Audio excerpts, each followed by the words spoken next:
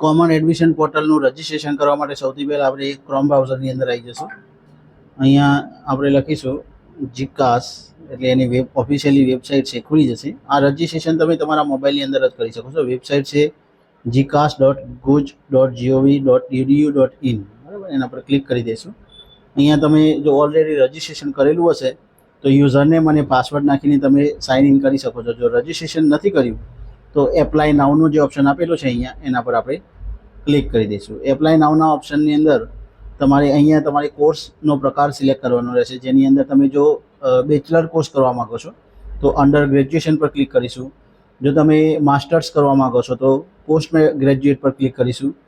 પછી પોસ્ટ એક અલગ કોર્સ આપેલું નર્સિંગ માટે બીએસસીનું અલગ ઓપ્શન આપેલું છે. એલએલબી કરવા માગો છો તો એલએલબી પર ક્લિક કરશો. એ રીતે બીએડ, એમએડ, બરાબર, under graduate Baba Saheb Ambedkar open યુનિવર્સિટીમાં કરવા માગો છો અથવા તો પોસ્ટ ગ્રેજ્યુએટ બાબા સાહેબ આંબેડકર યુનિવર્સિટીમાં કરવા માગો છો, એલએલએમ અને એમએસસી નર્સિંગ, આ બધાનું રજિસ્ટ્રેશન કરવા માટેનું કોમન પોર્ટલ છે. આપણે અત્યારે અંડર ગ્રેજ્યુએટ પર ક્લિક કરીશું. અહીંયા તમારે અપર આઈડી જો બનાવેલું હોય તો તમે અપર આઈડીનો નંબર નાખી શકો છો. અહીંયા તમારે તમારી માર્કશીટ પ્રમાણે નામ ફિલ કરવાનું રહેશે. આપણે નામ ફિલઅપ કરી દઈએ. અહીંયા તમારી જે કાસ્ટ હોય એ અહીંયા સિલેક્ટ કરવાની રહેશે તમારી, બરાબર. મેલ ફિમેલ આવતી હોય એ કેટેગરી આપણે સિલેક્ટ કરીશું. અહીંયા તમારી ડેટ ઓફ બર્થ છે એ આપણે ફિલઅપ કરી દઈએ.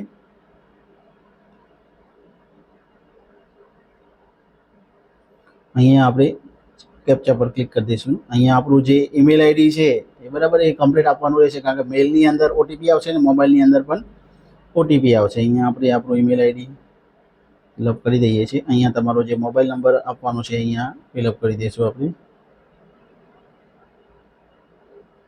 અહીંયા કેપ્ચા ફિલ કરી દઈશું. પછી ગેટ ઓટીપી પર આપણે ક્લિક કરી દઈશું. એટલે આપણા મોબાઈલની અંદર એક ઓટીપી આવશે, મોબાઈલની અંદર અને મેલની અંદર બંનેમાં ઓટીપી આવશે. જે ઓટીપી આપણે અંદર ફિલ કરી દઈશું. ઓટીપી આવી ગયો છે.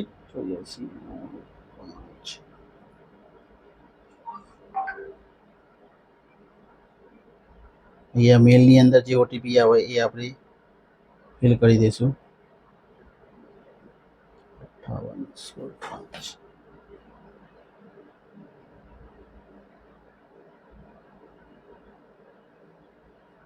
કમ્પ્લીટ સ્ટેપ બાય સ્ટેપ હું બતાડું છું તમને. મોબાઈલની અંદર જ રજિસ્ટ્રેશન થઈ જશે. કેપ્ચા છે, ઓકે, ફરીથી ફિલ કરવા પડશે આપણે. અહીંયા સબમિટ પર ક્લિક કરી દઈશું. એટલે આપણે યુઝર આઈડી અને પાસવર્ડ છે આપણા મોબાઈલની અંદર પણ આવી જશે અને આપણા મોબાઈલની અંદર ઈમેલની અંદર પણ મેલ કરી દેવામાં આવશે. અહીંયા પછી આપણે યુઝરનેમ અને જે પાસવર્ડ આવ્યો છે એના વડે લોગિન કરી દઈશું.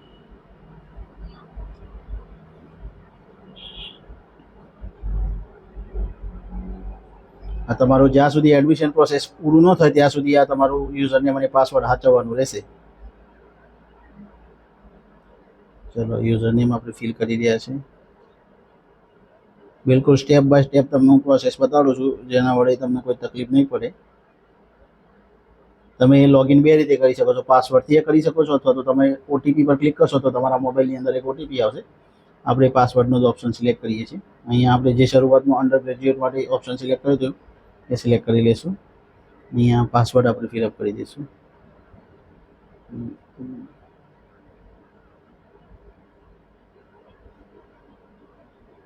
પછી કેપ્ચા ફિલ કરી દઈશું.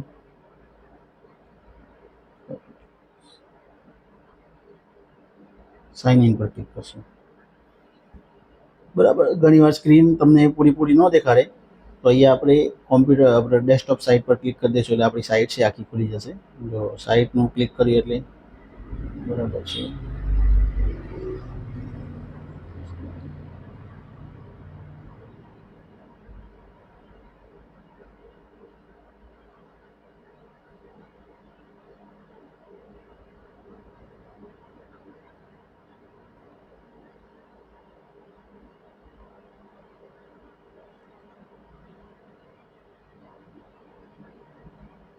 બરાબર, ખુલી જશે એટલે ફૂલ સ્ક્રીન તમને આ ટાઈપની જોવા મળશે.